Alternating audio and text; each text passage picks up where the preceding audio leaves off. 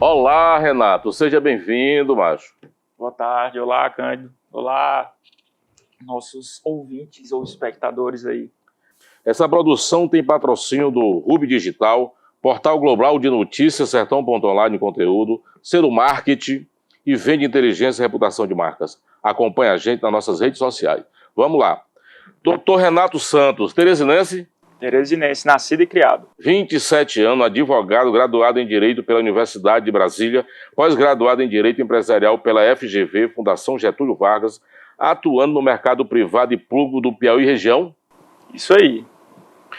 Hoje vamos bater um papo sobre direito político, eleitoral e governamental com o doutor Renato. Vi que você tem pedigree político, viu, Renato? Seu bisavô materno, senhor Agripino da Silva Costa, a quem eu tenho muita gratidão, foi um dos fundadores da cidade de Joaquim Pires. Isso. Foi vereador representando o município na época que se chamava Porteirinha, em Buriti dos Lopes, cidade que o lugarejo era ligado politicamente. E em 1962 foi candidato a prefeito pelo PSD. Já seu avô paterno foi vereador 2 vezes, vice-prefeito e 2 vezes prefeito da cidade de Joaquim Pires, o senhor Santino Raimundo dos Santos, que fez 80 anos no dia 14 de janeiro passado. É isso mesmo? Exatamente. Seu avô paterno, o senhor José Maria Marica, como era conhecido em memória, foi vice-prefeito e candidato a prefeito. Confere? Confere, eu acredito que ele foi vereador também. Foi vereador, né? Foi também vereador, né? Sua avó materna, chamada carinhosamente de Senhora Betinha, foi vereadora e candidata a prefeita. Foi. Seu tio materno, José Roberto, também foi candidato a prefeito nas últimas eleições. E o seu tio paterno, Francisco das Chagas Cardoso dos Santos, do Chaguinha, foi vereador e é atual vice-prefeito da cidade de Joaquim Pires. Exatamente. Piauí, no norte do estado. A força vem do norte? A força vem do norte, então acredito que é o vento do litoral carregando de lá para cá, mas lá tá com força mesmo. Você, como excelente profissional do direito, com interesse pela política, será o herdeiro natural do legado político da sua família? Você tem pretensões políticas da cidade de Joaquim Pires?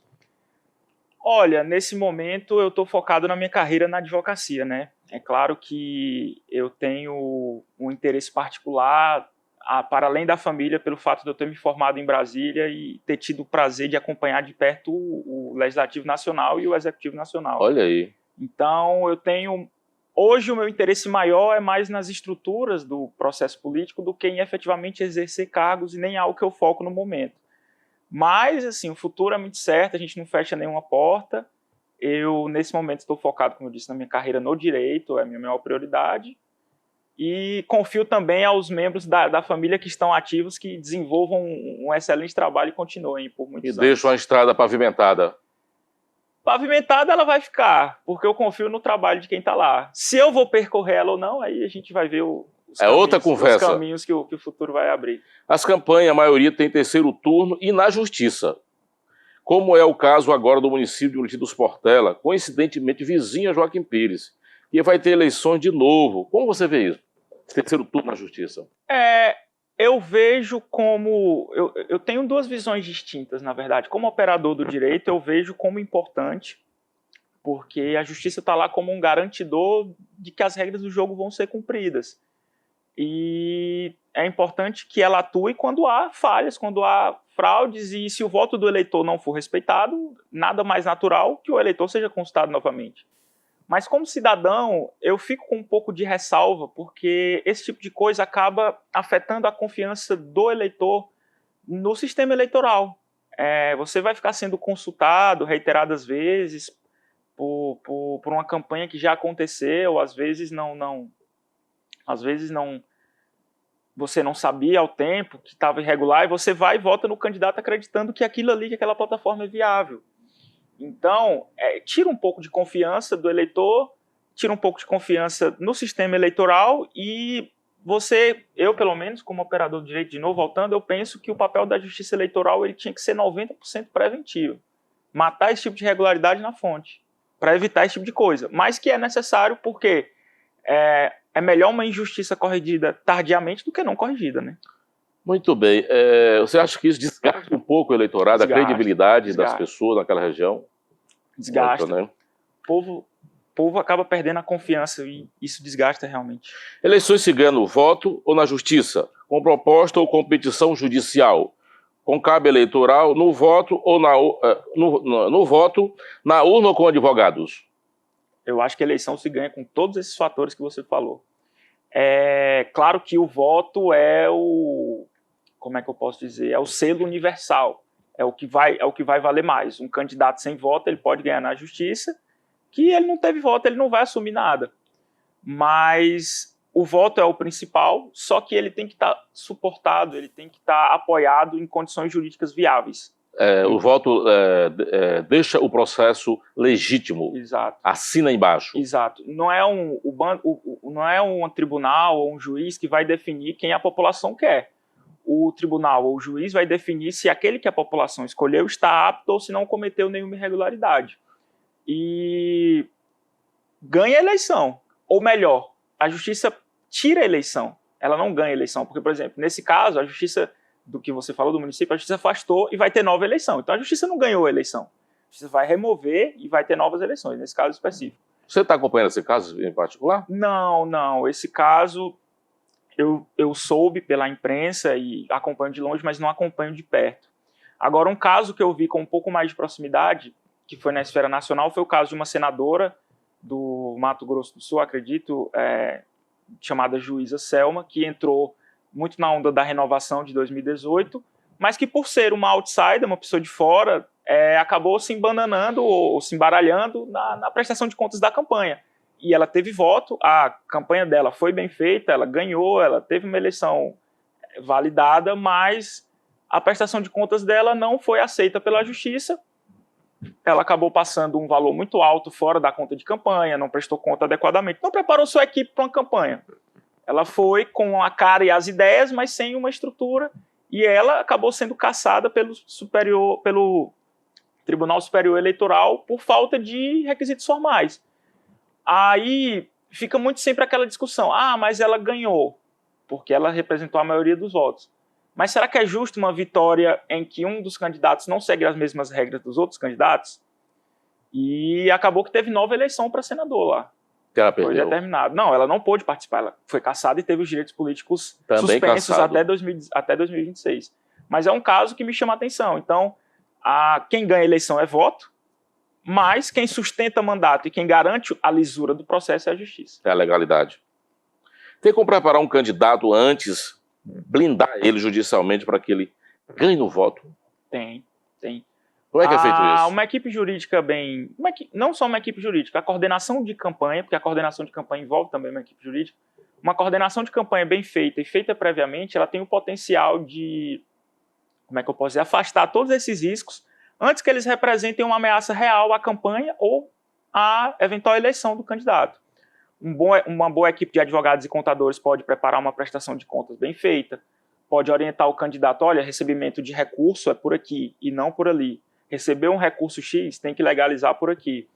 Ou essa campanha é permitida, essa campanha é proibida.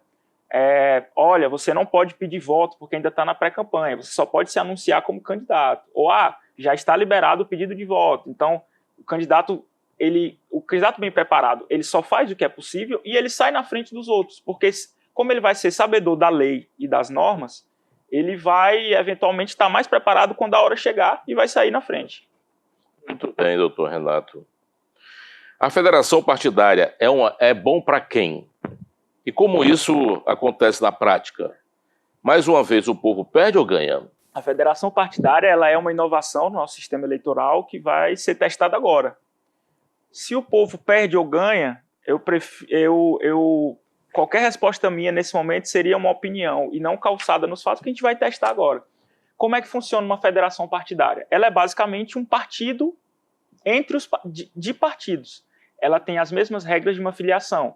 Diferente da coligação, em que, por exemplo, um candidato pode coligar com o outro para concorrer a uma determinada campanha e logo após romper e às vezes passa até para oposição, como acontece, a federação partidária é uma união mais forte e ela tem que representar uma união de princípios e de ideias. Se um determinado partido se afasta de uma determinada federação durante um ciclo eleitoral de 4 anos, ou de 8 anos, se for senador, mas principalmente 4 anos, ele pode ser punido, inclusive, com a perda de acesso ao fundo partidário. Então, a federação partidária tem que ser levada muito mais a sério do que uma mera coligação ali para dividir os votos. Como era antes. Eu tendo a acreditar numa visão, sem uma visão teórica, que a gente não viu na prática, eu tendo a acreditar numa visão teórica que isso vai ser benéfico para o eleitor. Por 2 motivos. Primeiro, que ele vai ter mais ciência de para onde está indo o voto dele, ele vai saber que o voto dele está indo para alguém que é minimamente e ideologicamente alinhado com quem ele está votando, diferente de uma coligação que ele pode votar para um partido, eleger outro, e eventualmente esse outro, no mandato, se mostra totalmente diferente do que ele queria. E isso pode até acontecer, mas esse outro que mudar vai ser muito, muito mais severamente punido, então eles vão pensar antes de fazer a federação. E o segundo ponto é que agora esse tipo de ligação vai ter que ser encarado com mais seriedade pelos partidos políticos. Não vai ser uma união de conveniência ou para inglês ver. Não vai valer só esse mandato e acabou? Ou você acha vai valer que isso... o mandato todo, não vai valer só durante a eleição. No outro pode mudar tudo. No outro pode mudar tudo, como tem a janela também partidária para deputado. O deputado pode trocar de partido, mas só num período específico. Eles separam em ciclos eleitorais. Então, durante os 4 anos, o partido tem que estar alinhado ou tem que ter uma causa muito forte para se afastar da federação. Então, na teoria, é algo melhor para o eleitor. Quando começou o seu interesse pela política? O meu interesse pela política, ele sempre teve mais ou menos atrás da orelha, crescendo em família de políticos, então é um assunto que a gente sempre ouve falar, mas eu não demonstrei tanto interesse, mas é algo que estava inculcado ali, meio que uma semente estava latente. Mas ele iniciou mesmo durante a minha formação acadêmica em Brasília, porque a gente sente o cheiro do poder quando está por lá. Então... O cheiro é bom? O cheiro é bom dependendo da distância que você está e do ângulo, mas eu tendo a acreditar, acho que por ser um otimista nato, eu tendo a sentir um cheiro bom, até quando pode não ser. Mas, estando lá, primeiro na faculdade, conhecendo como funciona o processo legislativo, e estando na cidade, acompanhando na prática, de perto, períodos eleitorais, participando de eventuais, por exemplo, aquele Jornadas de 2013, que teve uma grande abolição política, eu estava lá, no coração. Quando subiram no teto do Congresso, eu estava lá em Brasília. Então, ao vivo? Ao vivo. E ali foi desenvolvendo o interesse não na disputa de cargos ou ser candidato ou não ser candidato, mas nas estruturas do poder, de você efetivamente participar dos debates e das decisões que mudam a vida do seu país. Eu tive professores que auxiliaram deputados constituintes, e eles tinham muito orgulho de abrir a Constituição e falar, esse inciso aqui fui eu que escrevi, e está lá eternizado. E esse tipo de coisa me atraiu, porque a política, por mais que ela esteja sendo mal vista com seus motivos nos últimos anos, ela é o meio de mudar a vida da população. É o melhor meio? É o pior meio? Dá certo, não dá certo? É outra discussão, mas é o que nós temos. E eu tentei entrar nessa engrenagem, na época, pelos meios que eu consegui ter acesso, que eram provas de estágio, até mandar e-mail para deputados, fazer um passeio, uma visita. Eu soube que você quase advogou o Tiririca? Eu não quase advoguei, mas na época eu era da graduação. Mas o que acontece é que a Câmara dos Deputados, em específico, tem um projeto chamado Estágio Visita, em que cada deputado tem uma cota X de estudantes que eles podem convidar para passar um período, 2 dias a uma semana, um período curto, acompanhando o deputado e acompanhando a rotina do deputado, acompanhando os assessores, como é o processo legislativo, comissões. E, na época, como isso coincide com o meu interesse de estruturas do poder e processos de mudança, quando eu fiquei sabendo disso, eu procurei me informar. Entrei em contato com a Câmara dos Deputados para me informar e fui informado lá que, olha, realmente existe o programa do estágio de visita, mas não é feito um processo seletivo. Cada deputado tem X estudantes que eles podem convidar e cada deputado tem suas regras de convite. E na época, eu morando lá, eu falei, rapaz, vou correr atrás aqui, vai que eu entro uma semana lá dentro, por que não? É o que eu quero conhecer, é o que eu tenho interesse. E mandei e-mail para diversos deputados do Brasil todo. O deputado tal, o deputado tal. Mandei para todos os 10 do Piauí. E mandei, inclusive, para os deputados famosos, deputados cantores, todos os deputados. O único que respondeu o meu e-mail Foi o deputado Tiririca, Olha agradecendo o interesse, mas informando que o deputado já tinha escolhido todos os estudantes daquele ano. Então foi simpático, né? Foi. Eu não sei se foi ele ou foi um assessor, mas enfim, foi o único gabinete Que respondeu. que se dignou a responder um estudante que estava interessado. Então, para mim, isso ficou um pouco marcado. Poxa, pelo menos eu fui respondido, né? Os interessados podem ligar para o Dr. Renato no telefone 86-98108-8052. 98108-8052. Qualquer dúvida, o senhor está disposto a Claro, sem tirar? problemas. E a gente recebe muita consulta, dúvida de população em geral sobre esse processo eleitoral. Muita gente fala da politização, tem seus prós, tem seus contras, mas uma coisa que eu tenho percebido é que aumentou o interesse geral das pessoas por política. E eu acho isso positivo. Então a gente está sempre disposto a sanar qualquer dúvida, responder o que vier a aparecer e querendo ou não, eu encaro isso como prestar um pouco de bom serviço à população, porque é uma população que conhece o seu sistema, é uma população mais preparada. Isso é verdade, mais consciente do seu voto, não é? Exatamente. Mas, doutor Renato, você é um cara novo, vistosão, bem formado, faturando bem. Pega muita gente? Não, eu namoro já, tenho um relacionamento sério há quase, não vai fazer 9 anos, já moro junto, isso aí já está definido na minha vida, que é o que eu quero, então isso aí não passa muito pelo meu caminho, não. Nesse quesito eu já estou muito bem resolvido. Você é um homem comprometido, é noivo? É. Muito bem. Como se divide o tempo no rádio, na TV e na internet nas próximas eleições? Você pode explicar um pouquinho para a gente? Posso, claro. Os critérios de divisão de tempo de campanha, de inserções de campanha, na verdade, na TV e no rádio, são definidos pelo Tribunal Superior Eleitoral a cada ciclo eleitoral e eles correspondem a um certo desempenho nas eleições anteriores. Número de deputados eleitos, número de votos, votos válidos, no caso, e representatividade do partido. Isso impacta, inclusive, na obrigatoriedade ou não de participação, por exemplo, nos debates. Posso citar o caso do Partido Novo, que quando era no outsider na eleição passada, o candidato não participava dos debates. Como naquele ciclo elegeu deputados, esse ano o candidato do partido já pode estar presente nos debates caso eles ocorram, né? Que já tem as datas estabelecidas, mas depende das emissoras organizar.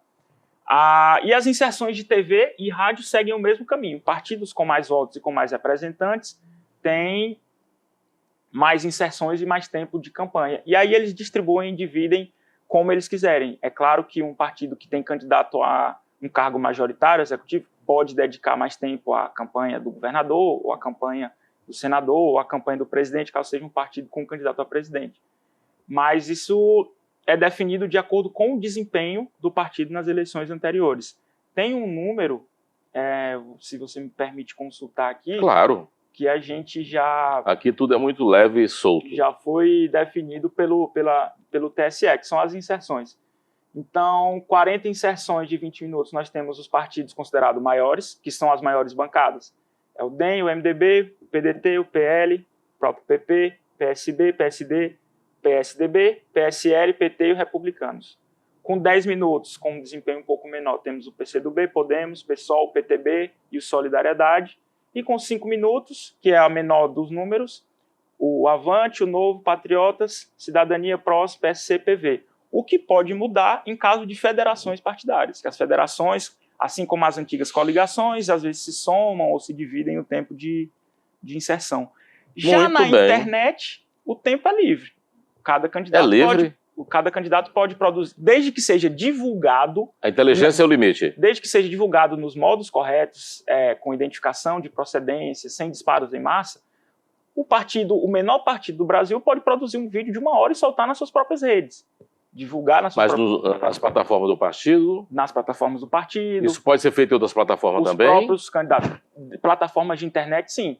Posso botar na minha, por exemplo? Pode, claro. Você é candidato, tá aqui o meu programa de governo, você passa 1 hora falando, e para a TV, que tem o limite de inserção, você corta ali 1 minuto. Mas eu sou vereador, posso botar na minha rede social? Pode, só que aí tem que ver muito bem como é que vai ser esse tipo de... como é que eu posso dizer? Como é que vai ser a sua relação com o candidato no sentido de respeitar as regras do jogo?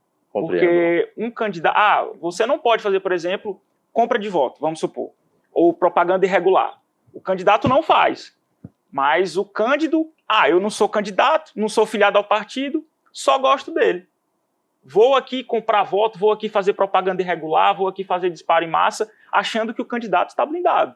Se isso for comprovado que gerou um benefício acima dos outros, para os outros, desse candidato em relação aos outros, se sua campanha foi muito incisiva e se for detectada, como é que eu posso dizer, uma quebra de equilíbrio, uma anomalia no sistema de campanha, o candidato pode ser punido, mesmo sem ter relação nenhuma com você. Então não adianta tentar maquiar coisas irregulares com apoiadores que não tem muito a ver. Eu não tenho culpa se o Cândido fez uma propaganda irregular, eu nem conheço ele. Eu não tenho culpa se colocaram um outdoor no meu nome, eu não tenho como controlar, fizeram um showmício. Isso tudo tem potencial de repercutir na campanha, se for detectado que interferiu no processo eleitoral. Quando você não está fazendo nada, qual é o seu hobby? O que você gosta de fazer? Meu hobby, geralmente eu gosto de ler livros, assim, eu tenho vem de criança realmente livros de todas as espécies, gosto de praticar esporte, apesar de eu não ser muito habilidoso em praticar esporte, eu gosto da atividade física em si, e basicamente são esses dois, sair para restaurantes, almoço, jantares com a mulher também, costumo comer bem. Toma um negocinho? De vez em quando. Beber eu já não sou tão fã, por falta de... Acho que é falta de... Nunca me acostumei muito, então a gente mantém aquele hábito social, mas no dia a dia não entra álcool. Não entra, mas me chame para um bom jantar, que aí... Aí você está dentro. Aí a gente conversa mais seriamente. Toque no sininho, dê aquele joinha, inscreva-se no nosso canal, vem com a gente. Como é que você vê a política teresinense na capital do estado do Piauí? Política teresinense, eu vejo como nós estamos numa fase de transição. Nós acabamos de sair de um grande ciclo do PSDB, né? Que foi, assim, foi até uma certa surpresa para alguns, o fim do ciclo do PSDB, que alguns questionam a estratégia, outros dizem que perdeu porque já era hora. Eu não entro muito nesse mérito porque eu não estudei a fundo, mas eu encaro como um momento de transição. E, especificamente agora, neste período, metade do mandato, vamos dizer assim, ou pelo menos se encaminhando para a metade, nós estamos numa fase de consolidação. Será que quem entrou vai se consolidar e realmente passar a rivalizar com o poder que estava estabelecido do PSDB? Ou será que a população vai ficar insatisfeita e vai querer voltar para mudar de novo ou voltar para onde estava os últimos anos? Eu entendo que para uma terceira mudança, nós ainda vamos ter que passar por um período de volta ao que era, entre aspas, o normal, que era o PSDB ou candidatos do PSDB. Mas nós já tivemos tentativas de mudança. Se eu não me engano, na época do ex-prefeito Almano Ferrer, houve um pouco de quebra ali, mas acabou voltando para o PSDB. E sempre que teve uma mudança, se a população não sentia firmeza na mudança, tendia a voltar. Então nós estamos num momento de mudança tanto de forças políticas quanto de pessoas. O próprio candidato do PSDB se eu não me engano, ele não tinha concorrido a eleições majoritárias por Teresina ainda. É verdade. Então já é um indicativo de mudança. Nós estamos agora nessa fase de consolidação. Claro que são vários os fatores que impactam, mas eu não apostaria meu cavalo em nenhum dos candidatos agora, porque tudo pode acontecer. Nesse momento, tudo pode acontecer. Claro que quando acabar o ciclo municipal, isso eu falo a nível de eleições municipais, quando for afunilando, quando o legado do mandato atual for mais conhecido, nós podemos dar uma leitura uma leitura melhor do que pode vir a acontecer. Mas por agora, eu diria, transição de um poder estabelecido para um novo e consolidação do novo ou eventual retorno ao antigo. Então é muita responsabilidade que está na gestão atual aí. Olha aí, essa é a opinião do Dr. Renato. Quando você olha para o Estado, qual é a sua leitura hoje? Já no Estado, eu vejo um cenário um pouco diferente. No Estado, nós temos, de um lado, o poder que está consolidado já há bastante tempo, e nós temos, de outro lado, um poder que estava consolidado também, porque andavam mais ou menos juntos, e ganhou uma projeção nacional agora na face do senador Ciro Nogueira, que começou junto, mas agora seguiu outro caminho político. Então, aí nós já vamos ter, pelo menos no âmbito do Estado, uma colisão frontal de grandes forças. É claro que o poder consolidado é forte, mas junto com o poder consolidado forte tem o nome forte do governador Wellington Dias. Ele tem a marca dele está consolidada. Você acha que vai ser quente? Eu acredito que vai ser quente, tem tudo para ser quente, porque a marca do senador Wellington Dias vai estar lá, mas não vai ser o senador Wellington Dias, vai ser o candidato senador Wellington Dias que, pelo menos na minha visão, vai ter que ser um bom puxador de voto do senador, do governador Wellington Dias, aliás, e vai ter que se consolidar, porque ele está na marca principal, mas ele é um produto relativamente novo no executivo. Tem vaga para a terceira via, na sua opinião? Nessa eleição em específico, eu acredito que seria muito saudável uma terceira via, porque sempre oxigena ideias, mas, assim, eu não gosto de dizer que não tem espaço, porque isso parece uma tentativa de interditar o debate antes dele propriamente acontecer. Nós não temos nem os nomes consolidados ainda. Mas o cenário de hoje, porque analisar política é como se a gente estivesse sempre analisando uma foto. O cenário de amanhã, ninguém sabe qual é a foto que vai ser amanhã. No cenário de hoje, seria muito salutar uma terceira via, porque ele pode fazer questionamentos pertinentes para os dois poderes consolidados, mas espaço e voto, eu acredito que está muito em cima para construir uma via alternativa, e se eu fosse espelhar na política nacional, a fragmentação atrapalha um pouco. Quem vai ser a terceira via? Qual é a proposta dela? Está mais para lá ou está mais para cá?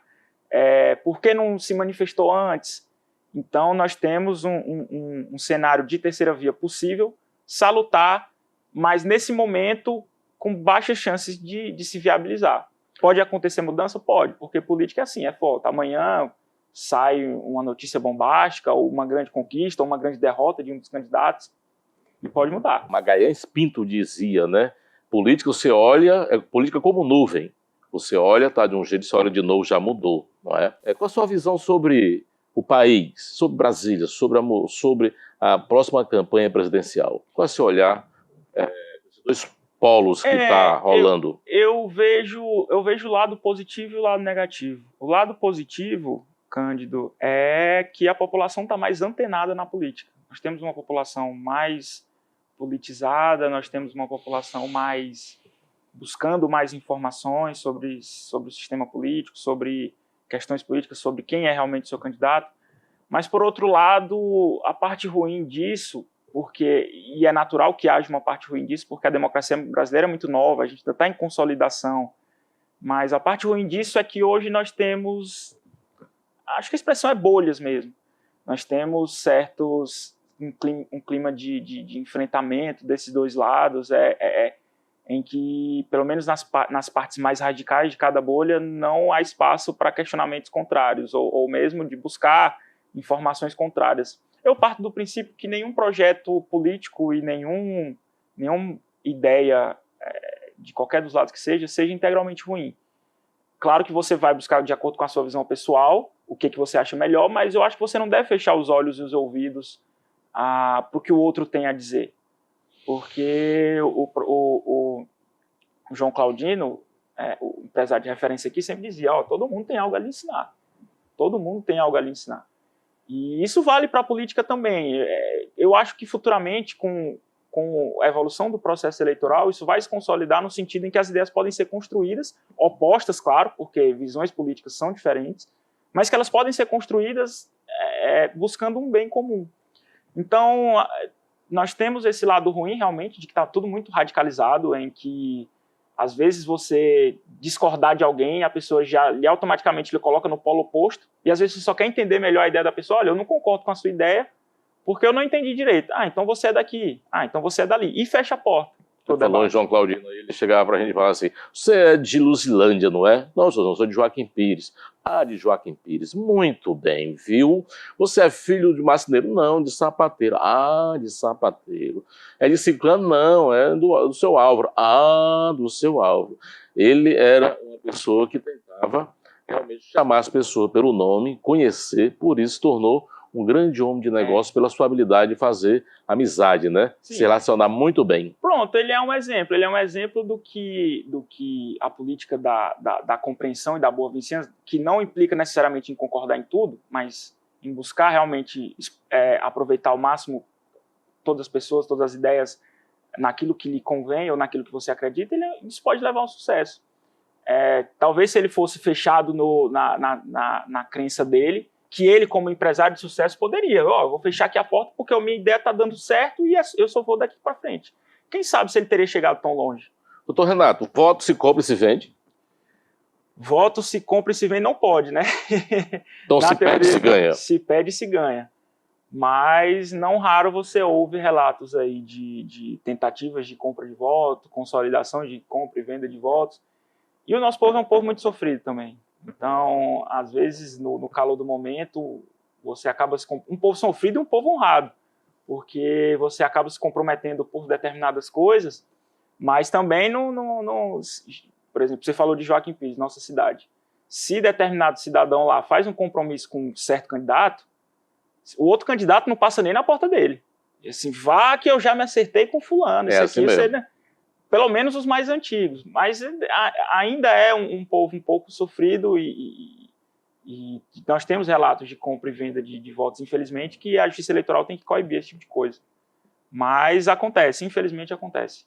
Você falou de Joaquim Pires, eu me orgulho muito de Joaquim Pires. Eu orgulho muito de ter nascido ali. Eu gosto de brincar que ele é a capital do desenvolvimento do planeta. Qual é o seu olhar sobre Joaquim Pires? Você olha para a política de Joaquim Pires, como é que você enxerga? Eu enxergo na política de Joaquim Pires um espelho do que muito é das políticas dos interiores em geral, entendeu? É uma cidade que todo mundo se conhece, se você não conhece alguém, você conhece alguém que conhece alguém. Então, tanto é que você pode ir se apresentar para alguém Joaquim Pires, eu sou o fulano. A pessoa não lhe conhece, ela vai lhe perguntar, você é filho de quem? Fulano do fulano. Rapaz, meu compadre. Eles sempre vão buscar uma relação de pessoalidade. Então, por lá ser uma relação por lá a pessoalidade ter uma questão um pouco mais forte, como todos os interiores têm, acaba que a política se cria muito na relação pessoal que o político tem com o eleitor. Às vezes, a ideia do político, o eleitor concorda, mas o eleitor também vai levar em consideração se o político passou por aqui, se o político me cumprimentou, se o político estava presente em determinado evento. Então tem uma relação de pessoalidade e de confiança que eu acho que é uma característica dos interiores e do sertanejo em geral. É você saber que aquela pessoa, ou pelo menos ter a sensação de que aquela pessoa você pega no ombro, aquela pessoa é dali, está com você. Então você tem muito da gratidão também. Você tem uma gratidão que às vezes é forte o suficiente para, às vezes, superar eventuais erros que lhe prejudicaram. Esse mandato não falando especificamente de Joaquim Pires, mas o prefeito está lá, inclusive o vice-prefeito está lá, é meu tio, como você falou. Mas no geral as pessoas pensam, o doutor fulano, ou o doutor ciclano, o prefeito, ele me ajudou quando eu precisei, ou fez uma obra importante aqui na rua da minha casa, que sempre alagava. Então eu vou ter um pouco mais de paciência com ele errou, ele prejudicou, mas quando eu precisei ele estava lá. Estava junto, a gratidão. E isso o eleitor a título nacional, um cenário mais nacional, que o governador também tem um pouco, mas um cenário mais nacional ele não leva tanto em consideração. O eleitor nacional, ele vai olhar, por exemplo, a conta bancária dele, esse cara entrou e eu tive foi prejuízo, o preço aumentou e tal, então ele vai ter menos paciência, ele vai se importar mais com as ideias do cara. E no interior, em Joaquim Pires também, você tem também uma relação de pessoalidade, de confiança, de gratidão, que acaba influenciando bastante no trato político do local, né? O voto desse ano será decidido pela cabeça, pelo coração, pelo bolso, ou pelos três? No nível nacional ou no nível... Tudo. No nível, olha, é impossível tirar o bolso disso. Grandes campanhas, elas têm um potencial de atrair mais votos, não necessariamente por questões irregulares, mas porque uma grande campanha, uma campanha cara, uma campanha bem criada, tem o potencial de passar suas ideias melhor para o eleitor.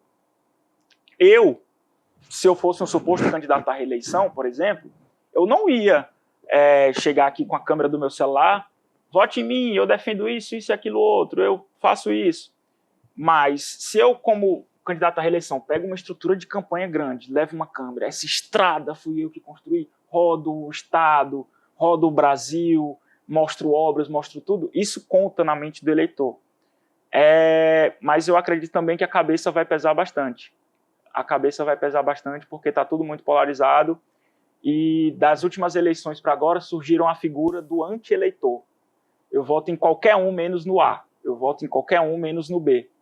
E isso, cabeça e coração também, porque você leva para dentro, tá ruim com A, mas eu acredito que ele vai mudar, eu não acredito que o B tem potencial de melhorar nada. Ou então, votei no A, e agora eu não quero ele mais de jeito nenhum. E isso pesa, isso pesa num ponto que o eleitor não está disposto a ouvir a plataforma de campanha de qualquer desses candidatos, ou ouve, mas simplesmente se recusa a acreditar que ou aquilo é verdade ou que aquilo vai se concretizar. Por eventuais paixões políticas que estão muito acirradas, por traumas presentes ou passados, por determinadas questões que são íntimas do âmago de cada eleitor. Então, as campanhas vão ter que ter muita cabeça para furar esse tipo de bolha. Para determinados candidatos, vão ter que bater no peito, olha, eu errei, mas eu quero aquele reconquistar, me dê mais uma oportunidade. Para determinados candidatos, vai ser, olha, o seu candidato, você defende ele por isso, mas está aqui, ele fez tudo isso contra. Então as campanhas vão ter que arranjar um jeito, que eu, sinceramente, não sendo a minha área, não sei muito bem, porque eu vejo as pessoas muito fechadas, mas as campanhas vão ter que arranjar um jeito de quebrar essas barreiras que os eleitores foram criando em paixões próprias. A democracia ainda é o melhor caminho para a gente? A democracia ainda é o melhor caminho para a gente. Eu tenho várias críticas à democracia de modo geral, mas é a melhor alternativa. É o que, de fato, dá mais voz ao povo e é o que mais permite um certo nível de controle das ações do que está no poder. Às vezes você pode estar insatisfeito com determinado candidato, mas você sabe que daqui a 4 anos você vai ter a chance de mudar. Você pode estar satisfeito com um determinado candidato, mas ele vai ter que passar pelo crivo dos outros. Então é um meio mais justo ou menos injusto, a meu modo, de garantir a participação popular. Eu não consigo pensar em outro sistema. Claro que a democracia tem suas críticas, você pode aperfeiçoar ela através do sistema eleitoral, sistema legislativo. Nós temos democracia, por exemplo, como os Estados Unidos, em que a eleição, o modo de votação é totalmente diferente. Nós temos democracias como alguns pequenos países do leste europeu, que a população tem um aplicativo e ela participa de todas as consultas. Todos os processos. Democracia direta. Nós temos democracias como a Suíça, em que tudo que impacta a população ele vai para plebiscito. Por exemplo, manter as medidas restritivas do Covid. Foi para a população votar. É claro que na Suíça, pequeno, rico, é muito fácil implantar esse tipo de coisa. Tu faça tanto perguntar como as respostas serem respondidas. Quero ver chegar com um aplicativo de votação lá em Joaquim Pires. É muito mais complicado. Muda o jogo completamente. Mas eu acredito que a democracia ela é um projeto que nunca será concluído. E ela não tem que ser concluída, porque ela tem que estar se aperfeiçoando sempre. Política é pura emoção ou pura negociação? Política é emoção, negociação e raciocínio. Emoção conta para o voto do eleitor, eu acho que você sabe disso, o eleitor ele não vota desprovido de emoção, nem que seja a esperança de um futuro melhor. Ou nos últimos tempos, a total repulsa ao candidato X. Eu prefiro apanhar do que deixar esse cara continuar, eu prefiro apanhar do que deixar esse cara voltar. Então isso é paixão, isso é indissociável da política. Assim como o candidato está lá, mas se ele não mantiver a paixão do eleitorado acesa, ele pode ser limado nas próximas eleições, seja no voto, seja por questões próprias eleitorais. Já dentro do espectro político, já dentro do mandato, é negociação pura. Porque o exercício político ele é o exercício da maioria. E para você construir, não se constrói a maioria, ou você constrói na base da porrada, ou você constrói na negociação. Como na porrada não é admitido, você tem que negociar, não tem jeito. Uma campanha pode ser puramente emocional e outra pode ser puramente técnica. Às vezes você tem só que prestar conta do teu mandato, se está indo para uma eleição, pode resolver, depende, né? Do diagnóstico e daquela situação. E outro pode ser pura emoção, às vezes é mudança, o novo. E aí tu tem que apelar realmente para o coração. Eu concordo e eu acredito que o advento das redes sociais, que todo mundo tem muito mais acesso à informação, isso potencializa tanto a emoção quanto a razão. Você falou em rede social, está prometido até o meio do ano ter 5G. E há 30 anos o metaverso está aí. Isso vai potencializar esse metaverso, que é um monte de coisa junto. São redes sociais potencializadas, aí, no mínimo a 10, a velocidade de upload e download, no mínimo 10 vezes. Você acha que isso pode influenciar diretamente ou indiretamente essa campanha? Nessa campanha em específico, eu acredito que não. Eu não tenho tanto conhecimento, mas eu tenho certas afinidades e acompanho essas evoluções tecnológicas, principalmente de questão de realidades aumentadas, como é o caso do metaverso, quanto ao aumento da velocidade de conexão de internet, como é o caso do 5G.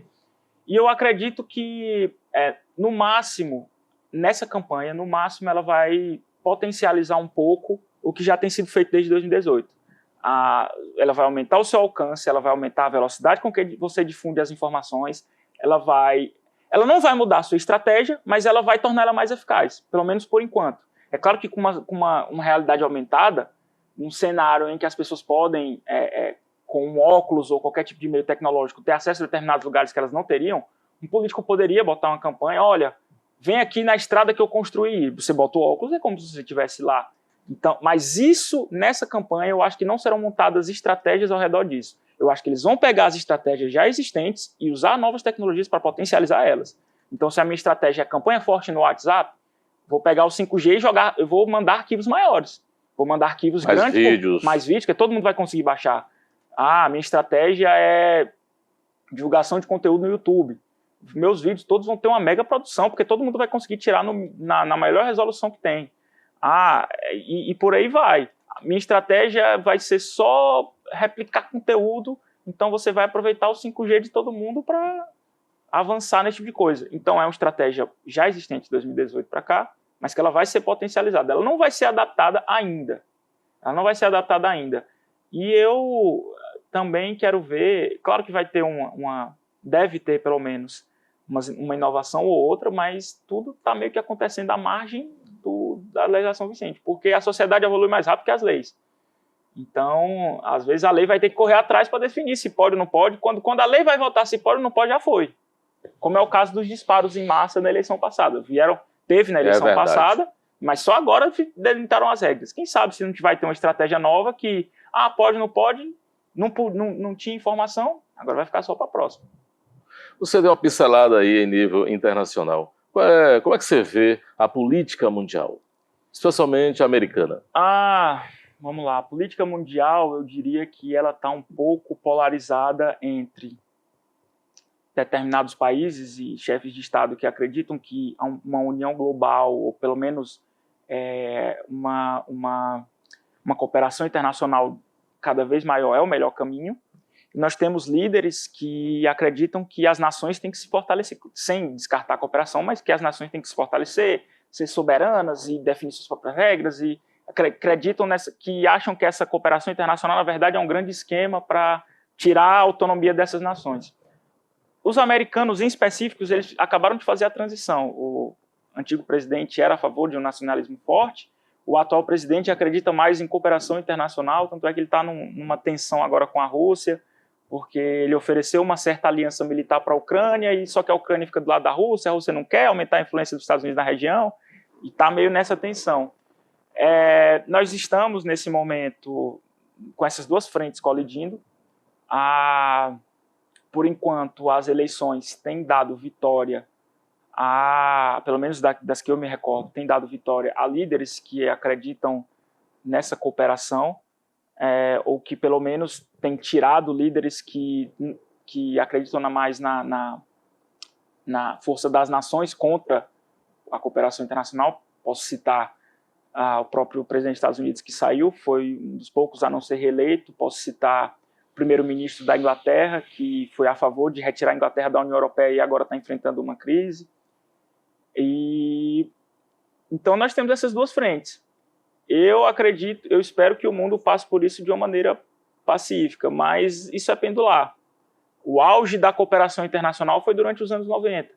Passamos por um período de nacionalismo com eleição de candidatos mais identificados eu não digo nem à direita, mais identificados ao nacionalismo. Em 2018, tivemos Donald Trump, tivemos o próprio presidente do Brasil, tivemos Boris Johnson na Inglaterra, e fortalecimento de partidos mais alinhados assim, como o Parlamento Alemão, e assim tem sido, mas ao mesmo tempo em eleições recentes, como o caso do Chile, os que acreditam numa cooperação internacional maior já têm ganhado. Então é pendular, a população vai decidindo que tá aqui, não gostei, vou para cá, tô aqui, não gostei, vou para lá. E também tem os apaixonados, que tá bom ou tá ruim, meu lado é esse, tá bom ou tá ruim, meu lado é esse. Como certas pessoas que acreditam que posição política e partido é time de futebol, você não troca. Você falou aí no Boris Johnson. Você sabe que eu tentei fazer meu cabelo igual dele, mas não consegui aquele penteado. Tem que pintar também, né? Tem que pintar também, é verdade. Olha, você vê aí o profissional, o Dr. Renato Costa Santos, ele tem um olhar e consegue descrever uma cidade como Joaquim Pires, que tem aí 14 mil votantes, não é isso, mais ou menos, e uma eleição americana em qualquer lugar do planeta. Conversamos um pouquinho sobre Teresina, estado e em nível nacional.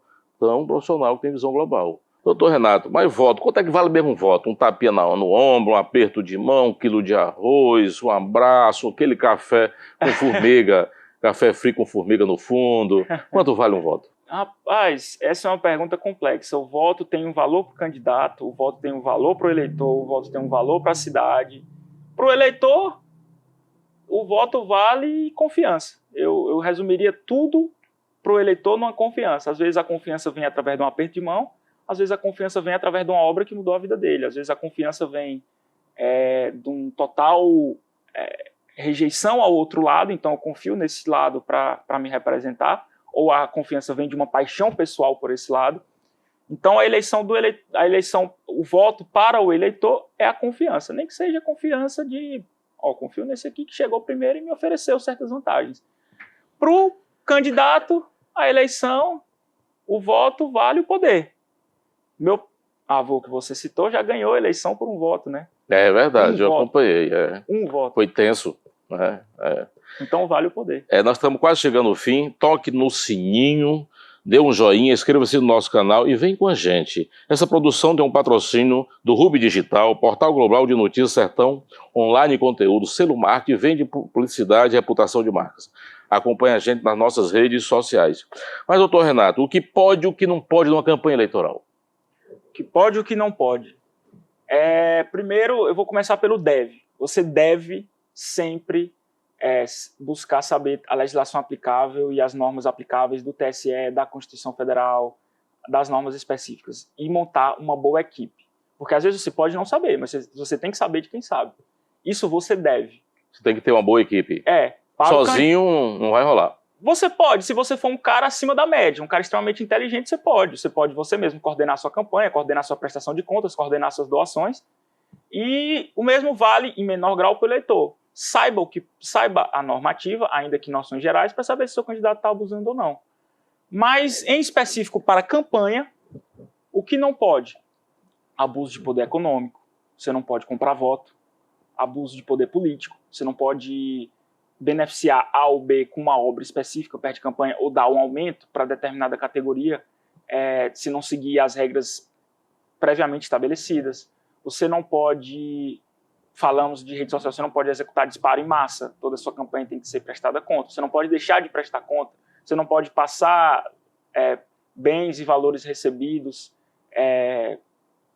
fora da prestação de conta, você não pode receber doação de empresa privada, que é uma novidade que vem há um pouco tempo. Há pouco tempo, hoje nós temos o fundo eleitoral. Você não pode showmício, você não pode... Tem uma série de restrições, umas coisas mais específicas, outras menos específicas, mas isso em geral. Você não pode iniciar a campanha antes da campanha oficial. Você não pode pedir voto enquanto você for pré-candidato. O que você pode? Você pode propor suas ideias, você pode se apresentar como candidato quando começar o período, ou como pré-candidato antes. Você pode gravar vídeos, você pode participar de debates como esse, que você mesmo tem sua série de conversas com pretensos candidatos.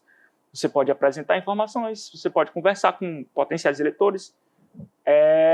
E, assim, é a regra do bom senso e da transparência. Eleição é bom senso e transparência. Comprar voto tem bom senso? Não é bom senso. Você não pode. Receber doação de empresa por fora, através, por exemplo, de santinho, você pode? Não pode, porque você vai deixar por fora, você não vai ter transparência. E no mais, tudo se constrói. Acompanhar de perto a legislação e ter uma equipe, eu não digo advogados ou contadores, mas eu digo uma coordenação de campanha, de preferência já experiente, carimbada, para lhe acompanhar. E sempre, claro, isso você pode, você deve representar e apresentar os seus princípios e valores e as suas propostas de maneira clara. Porque não adianta você enganar o eleitor. O eleitor ele não vai ser enganado. Então você deve ser transparente consigo mesmo e com as suas ideias e com seus eleitores.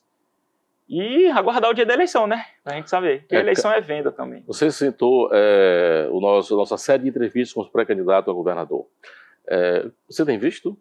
Eu acompanhei a entrevista do ex-prefeito Silvio Mendes e pretendo acompanhar as demais e me pôr a par do que já passou.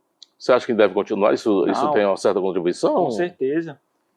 Não tem nada melhor para o eleitor do que conhecer o candidato. Você conhece o candidato ouvindo o candidato. No caso específico do candidato Silvio Mendes, por exemplo, que foi o Castilho, eu achei muito interessante ouvir ele. Por quê? Porque o Silvio Mendes, como já trabalhou, a gente sabe o que ele diz e o que ele fez. Eu posso comparar os dois. E já um candidato novo, eu posso ter a oportunidade de ouvir as ideias dele pela primeira vez e me convencer, ou pelo menos dar um voto de confiança de estudar mais sobre determinado candidato, saber quem é a equipe dele, qual é o partido dele, quais são as ideias dele.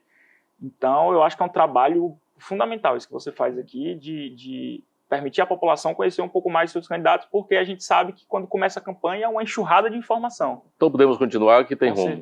Com certeza. Eu acho que o Piauí só tem a ganhar. Essa produção tem um patrocínio do Rup Digital, portal global de notícias Sertão Online Conteúdo, selo marketing e vende inteligência, reputação de marcas.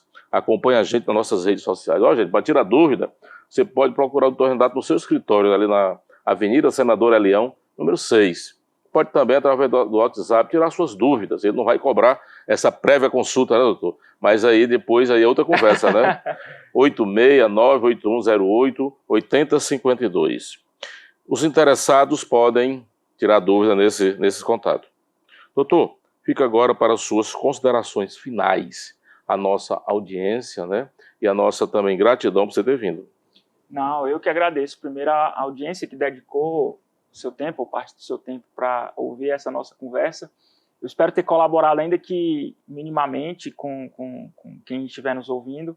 Eu agradeço o convite, porque além de você ser uma das referências da comunicação aqui no nosso estado, nessa cadeira aqui só senta grande personalidade. Eu ainda não sou tão grande quanto os que já aqui compareceram, mas pensa grande. Penso grande também. E está fazendo grande já. Já considero uma honra de estar presente aqui e ter a oportunidade de expor um pouco a minha visão e minha opinião, porque eu gosto de ter esse tipo de conversa franca e eu acho que o diálogo, quando bem feito, ele só tem a colaborar. Só tem a construir. Informa, né? Informa. Educa. Por isso eu achei extremamente válido e fica aqui minha gratidão a você e à audiência também. Temos no mercado um grande profissional, Dr. Renato Costa Santos. Consulte antes de fazer besteira e perder as eleições. Muito obrigado, satisfação. Mande brasa, viu? Você tem um futuro brilhante, tanto no direito já é brilhante, e também na política, né? Que você tem intenções mais na frente, não é? Se Deus quiser, pavimentar também esse caminho.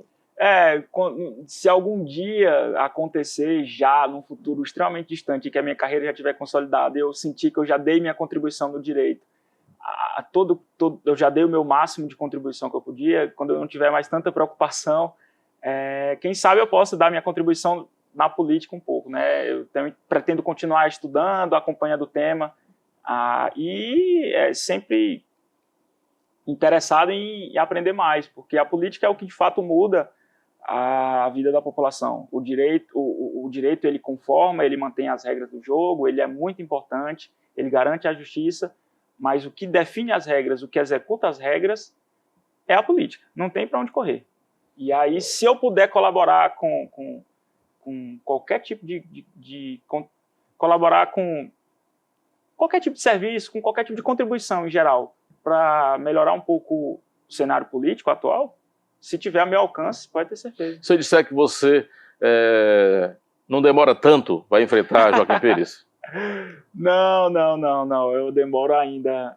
Se acontecer, porque sequer é o consolidado, mas caso aconteça, vai ser após um bom período de tempo, e ainda que houver o tempo, após um bom período de reflexão, porque nesse momento a minha carreira no direito é meu foco Principal. 300%, e é assim que eu penso a curto, médio e longo prazo. Vocês vão ver e ouvir esse podcast muito esclarecedor. Assistam, cliquem lá, toquem no sininho, inscreva-se. Vem com a gente. Muito obrigado, doutor Renato. Eu que agradeço. Sucesso!